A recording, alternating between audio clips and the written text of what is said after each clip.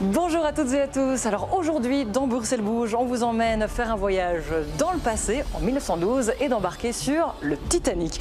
Et oui, le paquebot le plus tristement célèbre de l'histoire est au cœur d'une grande exposition ici à Tour et Taxi. C'est donc une manière de redécouvrir cette histoire en vous mettant dans la peau d'un passager.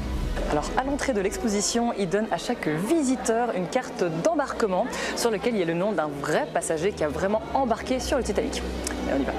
L'exposition se veut vraiment comme un voyage à bord. Vous passez la passerelle et puis vous entrez directement dans des parties du navire qui sont reconstituées. Vous avez des couloirs, des cabines de première classe. Il y a déjà le fauteuil qui est là, j'ai plus qu'à m'allonger. Il y a tant de Jack qui me dessine. Vous avez aussi les cabines de troisième classe. C'est vraiment, je dirais, un voyage initiatique, cette exposition.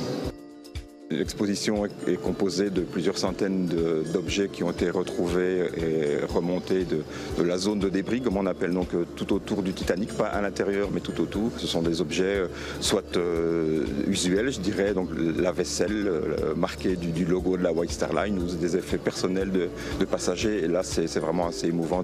On compte environ 2200 âmes à bord au moment où ils sombrent, 1500 vont périr et environ 750 vont survivre. Les milliardaires du Titanic étaient des gens évidemment très aisés qui retournaient aux États-Unis parce qu'ils venaient gérer leur affaire en Europe. Ici, on pénètre dans une reconstitution d'un couloir de la première classe.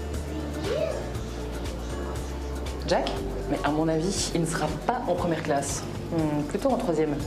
Bon, il y avait évidemment la classe moyenne qui voyageait également pour affaires, et puis la très grande majorité étaient des passagers de troisième classe qui immigraient aux États-Unis. Le naufrage du Titanic est une combinaison de facteurs qui ont mené à la catastrophe. Le Titanic était prévu pour rester à flot avec 4 compartiments inondés. Il en a perdu 5, et puis à partir du 6e, son sort était scellé. On sait que c'est une année où les icebergs sont descendus plus bas. Les opérateurs radio étaient très occupés par du courrier personnel et moins occupés par les avertissements d'iceberg. On sait qu'il y a des messages qui ne sont jamais arrivés à la passerelle, par exemple. Ici, c'est presque une iceberg plus vrai que nature, puisque c'est vraiment de la glace. Et du coup, c'est froid. Le Titanic fascine, il a fasciné dès 1911. Le tout premier film sur le Titanic date de mai 1912, un mois après la catastrophe. Donc Cameron, nous a remis les choses au goût du jour, mais il n'était pas le précurseur.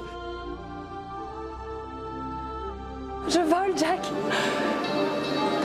Ouais, c'est pas terrible, c'est mieux dans le film. Si vous voulez embarquer à bord du Titanic, rendez-vous ici à Tour et Taxi. L'exposition dure jusqu'au 1er septembre. Et je sais pas vous, mais tout ça m'a donné envie de revoir le film. Bruxelles Bouge, c'est fini. Salut à tous.